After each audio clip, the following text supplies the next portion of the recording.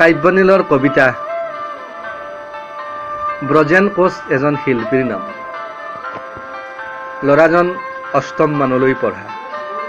বৰনগৰৰ পশ্চিম দিশৰ এখন নদীৰ পাৰৰ সাধাৰণ ঘৰৰ শিল্পী। এদিন এটা হাতুৰি লৈ চহৰ ভ্ৰমণ, এসাঁজ ভাতৰ। গজাল আৰু বটালিৰ হাতৰ স্পৰ্শত সি এদিন ভ্ৰাম্যমান থিয়েটাৰত ৰাজধানী এক্সপ্ৰেছ চলালে। বৈদেহীৰ ঘৰ, পাৰ্ক, মঞ্চ, ৰংঘৰ দেখুৱাই চমক খোৱালে। অজস্ৰ থিয়েটাৰৰ লগত কলাৰে জীৱন যুঁজা ল'ৰাজনক আজিও ৰজাঘৰে নেদেখিলে। তাৰ নাম ব্ৰজেন কোচ। গাঁৱৰ ল'ৰা, তেজাল স্বপ্নৰ হাতৰ কাৰিকৰ। হাতুৰি বটালি তাৰ প্ৰাণ।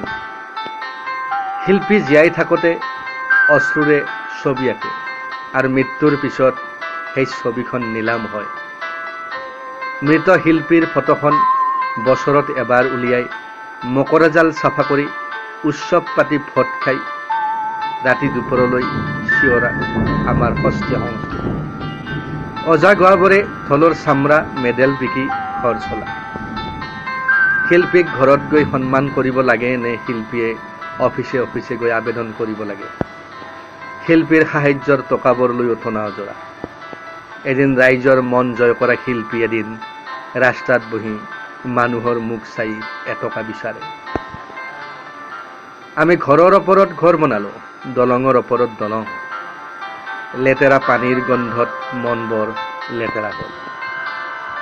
ব্ৰজেন কোচক টকা মেডেল দিব নালাগে। শুভ ভাৱনা আশীৰ্বাদ দিয়ক। সাধাৰণ গাঁৱৰ নেকিন ল'ৰা, এদিন সি নিশ্চয় আকাশ চুব। কাব্যনীল।